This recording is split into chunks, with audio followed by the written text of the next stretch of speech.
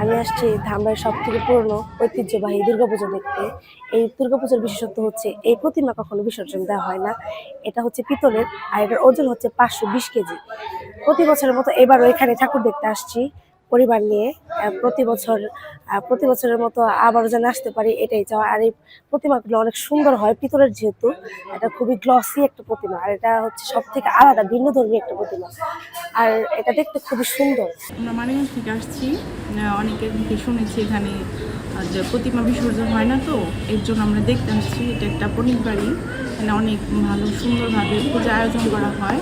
এই জন্য আমরা সবাই মিলে ফ্যামিলি সহ আসছি এখানে। এই মন্দিরের ঐতিহ্য 300-350 বছর। এই অষ্টধাতুর মূর্তিটা 150 বছর যাবত পূজা হয়ে আসতেছে। আমাদের পূর্ববর্তী থেকে আমরা পূজা করে আসছি। আমি 15 বছর যাবত এই দেবতার পূজা করতেছি। আর আমাদের এই মূর্তিটা বিসর্জন হয় না, আমাদের অষ্টধাতুর মূর্তি। আমরা মন্দিরে এটা দর্পণ বিসর্জন দিয়ে থাকি, আমরা ঘাটে বিসর্জন এটা করি না।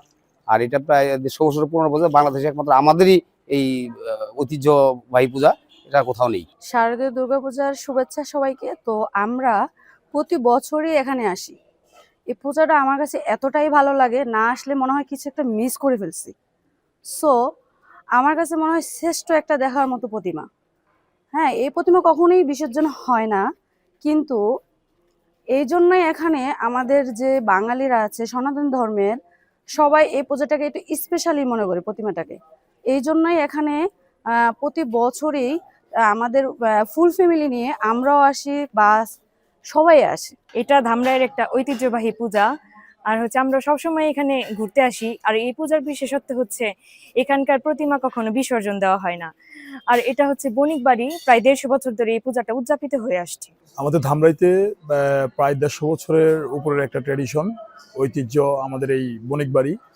আমরা প্রতি বছরই আসার চেষ্টা করি দুর্গাপুজোতে। এই মূর্তিটা মূলত অষ্টধাতু দিয়ে তৈরি। এটা শুধু আমরা ধামরাইয়ের লোক না, দেশের বিভিন্ন জায়গা থেকে, বিভিন্ন স্থান থেকে এখানে লোকজন আসার চেষ্টা করে, এবং প্রতিটা পূজাতেই এই প্রচুর পরিমাণে লোকের সমাগম হয়। এটা আসলে আমাদের ধামরাইয়ের জন্য খুবই গর্বের, আমাদের জন্য একটা ঐতিহ্য। আমাদের এটা 5th জেনারেশন ধরে আমরা পূজা করে আসছি এই বাড়িতে। আমাদের 150 বছর পুরনো এই বাড়ি। আর এই পুজোটা হলো গিয়ে আমাদের অষ্ট ধাতুর তৈরি। তো অষ্ট ধাতুর মূর্তি আমরা বিসর্জন দেই না, এটা দর্পণ বিসর্জন হয়। যেদিন দশমী পুজো হয় সেদিন দর্পণ বিসর্জনটাই হলো মেইন মানে বিসর্জন। তো আমাদের এই পুজোটা, আমাদের ঠাকুরটা বিসর্জন আমরা দর্পণ বিসর্জনের মাধ্যমে আমাদের পুজো সমাপ্তি করি। সবাইকে শারদীয় শুভেচ্ছা। আজকে 2025 শারদীয় এই দুর্গাপূজার উৎসবে আমরা এসেছি ধামরাইয়ে। ধামরাই এই উৎসবটা মানে আমাদের এই জমিদার বাড়িতে আমরা প্রতি বছর আসার চেষ্টা করি। আর 150 বছর আগে থেকেই এই পুজো উদযাপিত হয়।